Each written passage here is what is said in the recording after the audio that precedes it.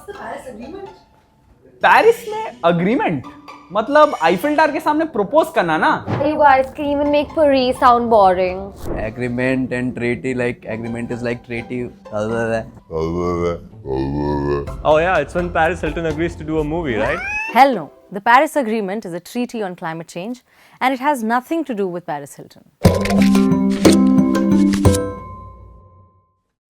Today on the Climate Change Dictionary, we are talking about the Paris Agreement of 2015, which is supposedly a legally binding international treaty on climate change.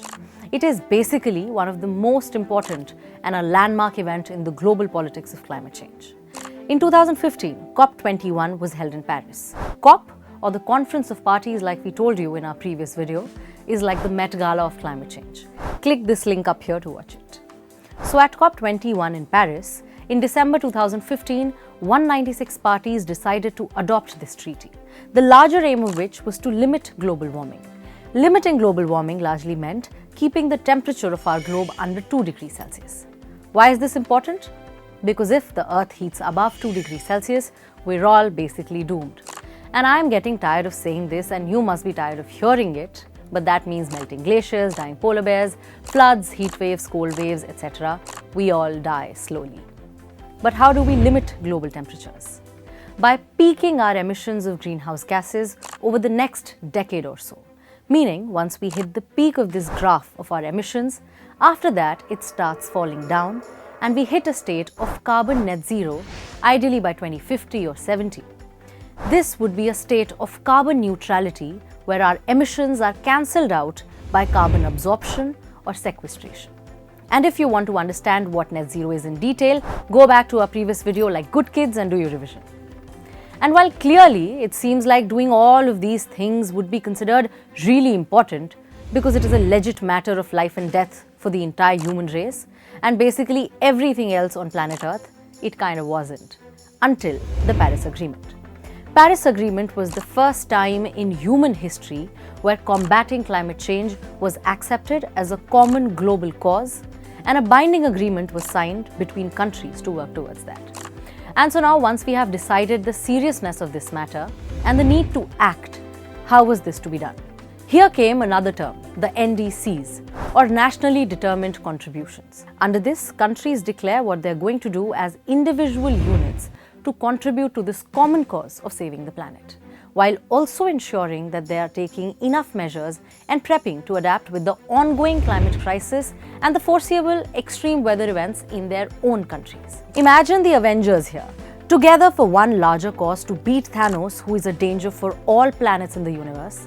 And while this is happening, the Avengers also need to look after their own planets or countries, those who have them. Like Thor needs to save his planet from Ragnarok, or Black Panther needs to look after Wakanda, or Captain Marvel, basically everyone else.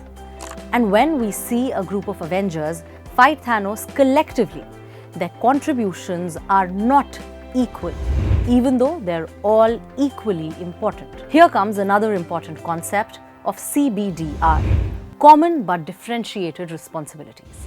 So while nations had a common responsibility towards climate change, these responsibilities were not to be equal or identical.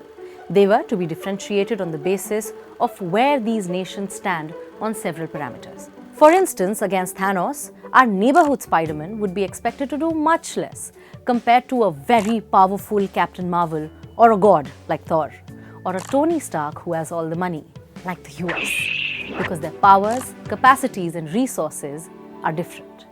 Similarly, the developed nations and historical polluters who are largely responsible for this climate crisis, like the UK or US, were expected to do much more and also help developing countries achieve their climate targets, and developing countries like India, South Africa, etc., who have mostly been on the receiving end of the impacts of catastrophic climate events while being largely underprepared to deal with them, were supposed to have lower targets considering their economic capacities and the need for higher emissions to meet basic development parameters of electricity for all, etc.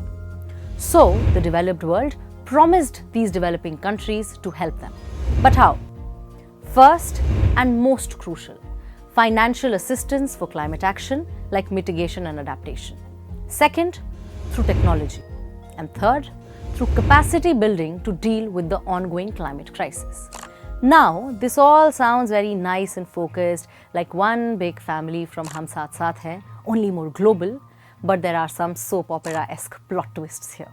Basically, developed countries have not really been ambitious with their NDCs or honest with their promises all this while. Developing countries seek more liberal targets and relaxations to pollute for a longer while, citing their need for development.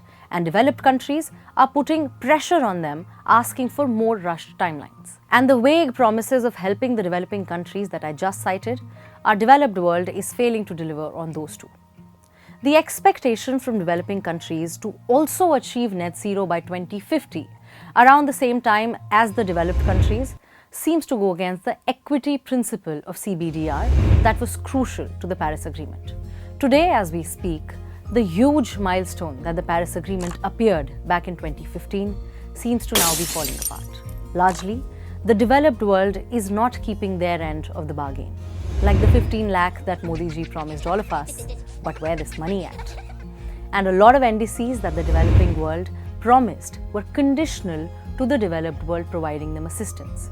So now that seems to be shaky too. We will discuss the first and the most crucial promise made by the developed world, that of climate finance, in detail in our next video. And I promise that is even more dramatic. So stay tuned. We are truthful, unafraid and independent because of you. Now you can help our reporting from the ground. Go to thequint.com, click Become a Member tab, choose a plan and pay. Because the truth is worth it.